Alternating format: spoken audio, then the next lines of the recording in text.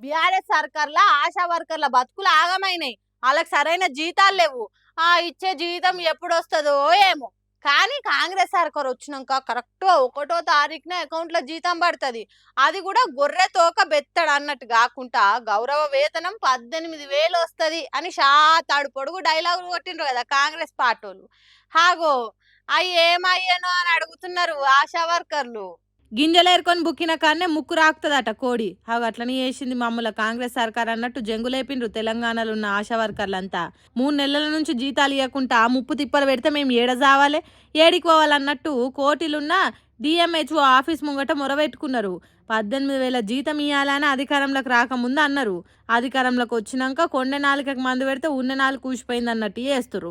ఇప్పుడు 26వ తారీఖున బడ్జెట్ సమావేశాలని చెప్తున్నారు. కాబట్టి అందులో మాకు జీతాలు పెంచాలి, అందరు సర్కార్ ఆఫీసులో తిరగానే 1వ తారీఖున జీతాలు అకౌంట్లో పడేటట్టు చేయాలని కొట్లాడిండ్రు.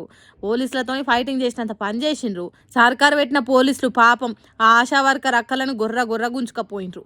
కొంతమంది సొమ్మసిలి పడిపోయిండ్రు. మీరు పోయి రేవంత్ రెడ్డి సర్కార్ని జీతాలు పెంచమని అడుగుతారా? సార్ను కోసినా ₹1 ఎక్కువ లేదు అంటుంటే పెంచుండ్రి అని సీఎం సార్ కోసుకునేటట్టు చేస్తారా అన్నట్టు ఎక్కడోళ్ళని అక్కడ గుంజి పడేసిండ్రు. అరెస్టులు చేసిండ్రు. అడిగితే కొడతాం, మాట్లాడితే అరెస్ట్ చేస్తాం, కేకలేస్తే కేసులు పెడతాం అన్నట్టు మస్తు ఎక్కువ చేసిండ్రు పోలీసులు. అందుకే కొంతమంది ఆశా వర్కర్లు ఏడ్చుకుంటూ పోయిండ్రు. ఎవరు బాగుపడ్డా పడకున్నా ఆశ పెట్టి గోస పెట్టేటోళ్ళు బాగుపడరు అన్నట్టు శాపనార్థాలు పెట్టుకుంటూ పోయిండ్రు ఆశా వర్కర్లు.